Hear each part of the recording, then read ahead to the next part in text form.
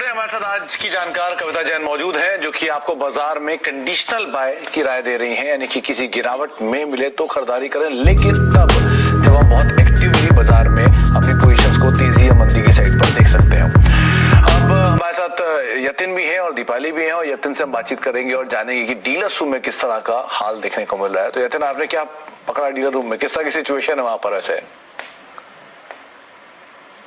देखिए, expected lines पे market की वीक एक्सपायरी हुई और थोड़ी बहुत सेलिंग हमको यहाँ देखने को मिली, खास करके बैंक्स में और फ्रंटलाइन जो शेयर्स हैं उनमें। दो स्टॉक्स जहां डीलिंग रूम्स अपना पैसा फोकस कर रहे हैं, उनमें सबसे पहले टाटा स्टील। देखिए, स्टील के दामों में 2 से 3 हजार रुपए की बढ़ोतरी हो सकती है, ऐसा स्टीलमैन रिपोर्ट कर रहा है, क्योंकि इंपोर्ट्स स्टील के हो नहीं रहे हैं। इसके कारण घरेलू जो स्टील के भाव हैं वहां हमको तेजी आती हुई दिखाई दे सकती है, ऐसा उनका मानना है। ओवरऑल बेसिस पे काफी अच्छे लॉन्ग पोजीशंस अप्रैल सीरीज में हमको मेटल शेयर्स में देखने मिले, चाहे वो जीएसपीएल हो, जेएसडब्ल्यू हो या टाटा स्टील हो। इसके अलावा कोटक बैंक पे नजर होनी चाहिए। यहाँ लोअर लेवल्स पे खरीदारी करने की सलाह डीलिंग रूम्स अपने क्लाइंट्स को सुझा रहे हैं। 1825 से लेकर 1850 तक के लेवल्स यहाँ डीलिंग रूम्स एक्सपेक्ट कर रहे हैं कि अप्रैल सीरीज में आपको देखने को मिल सकते हैं, और बाय ऑन डिप्स की रणनीति भी वो अपने क्लाइंट्स को सुझा रहे हैं, जहां तक कि प्राइवेट बैंक शेयर्स का सवाल है। तो कोटक महिंद्रा बैंक, जहां पर डीलर्स की धीरे धीरे खरीदारी की सलाह है, और मेटल जिस पे भी हम बात कर रहे थे कविता से, टाटा स्टील लोअर लेवल से एक स्ट्रॉन्ग पुल बैक, वहां पर भी डीलर्स तेजी की बातचीत कर रहे हैं, प्राइस हाइक का ट्रिगर जो दीपाली आपको बता ही रही थी। अच्छा कविता, कल हमने आईसीआईसीआई बैंक की बात की, आज कोटक महिंद्रा बैंक, धीरे धीरे एक्यूमुलेशन की बात दिन कर रहे हैं, आप कितनी सरोकार रखती हैं इसमें? या सुमित जी, कोटक बैंक का जब मैं चार्ट रीड आउट कर रही हूँ, मुझे लग रहा है इमीडिएट सपोर्ट पर एग्जैक्टली ये स्टॉक खड़ा हुआ है, दैट इज 1762 के लेवल्स पर आज इसकी क्लोजिंग हुई है। सो कंडीशनली मुझे लग रहा है कि अगर यहाँ पर ये स्टॉक संभलता है तो नीचे में आप इसे अक्यूमुलेट कर सकते हैं 1667 से 1762 के बीच में, वेयर इज अपसाइड इसमें आप इस काउंटर में देख पाएंगे अगेन दोबारा 1850 के लेवल तक आते हुए। लेकिन अगर कल डिसाइसिवली टूटता है तो इसमें सेलिंग प्रेशर भी हमें तेजी से आता हुआ दिखेगा, और 1639 1627 तक के लेवल्स आ सकते हैं। बट फिलहाल क्योंकि क्रूशियल जंक्शन पर है, रिस्क रिवॉर्ड को अगर आप फोकस करें तो मुझे लगता है इसे अक्यूमुलेट करें 1762 से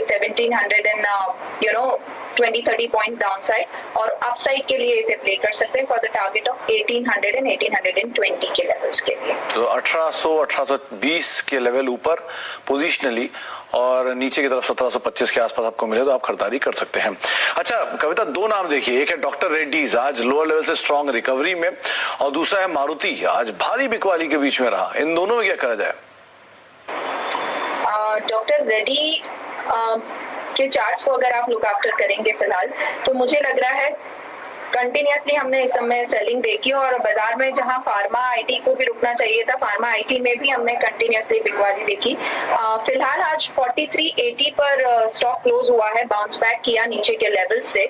यहाँ कुछ हम अनाउंसमेंट भी एक्सपेक्ट कर रहे हैं डॉक्टर रेड्डी पर, तो थोड़ा सा क्रूशियल इसे ध्यान में रखें, और मुझे लगता है नीचे के लेवल में एक स्ट्रिक्ट स्टॉप लॉस मेंटेन करना चाहिए, दैट इज 4380 फिलहाल चल रहा है, स्टॉप लॉस मेंटेन करें 4325 का। इसमें बाइंग अपॉर्चुनिटी देख सकते हैं, वंस अगर ये लेवल क्रॉस करता है 4400 का, तो मुझे लगता है इसमें फर्दर अपसाइड मूवमेंट आते हुए देखेंगे। है हम 4464 4500 तक के लेवल्स के लिए डॉक्टर रेड्डी अपसाइड मूव कर सकता है, और इसे स्टॉप लॉस मेंटेन करें 4325 का। मारुति में? पार्डन? मारुति में ओके, थ्रू आउट हम देखते हैं ऑटो पैट में काफी बिकवाली दिखी है हमें, और आज मारुति पर भी सेम सेटअप आप आते हुए देख रहे हैं। डेली चार्ट भी काफी वीक हुआ है, और एक राउंडिंग टॉप फॉर्मेशन पर जाकर ये क्लोज हुआ है, दैट इज 6800 के लेवल्स के आसपास, 6786 की आज की क्लोजिंग है। फर्दर वीकन हो सकता है अगर कल ये लेवल्स टूटते हैं 6786 के, आज के दिन का लो अगर टूटता है, although this is the 38% retracement, once अगर 6786 के लेवल्स टूटते हैं तो इसमें फर्दर गिरावट देखेंगे, जो इसे 6525 तक के लेवल्स हम आगे आने वाले 1 या 2 दिन में देखेंगे। वेयरएस कल के जो टारगेट मुझे लगते हैं वो 6650 तक 6620 तक के टारगेट्स इसमें आते भी देख सकते हैं, कंडीशनली कि आज के दिन के लो के नीचे ये ट्रेड करें। तो आपको कंडीशनल ट्रेड की यहाँ पर राय दी गई है। वैसे भी मारुति में आज भारी बिकवाली थी, 4% की गिरावट साथ ही बंद हुआ।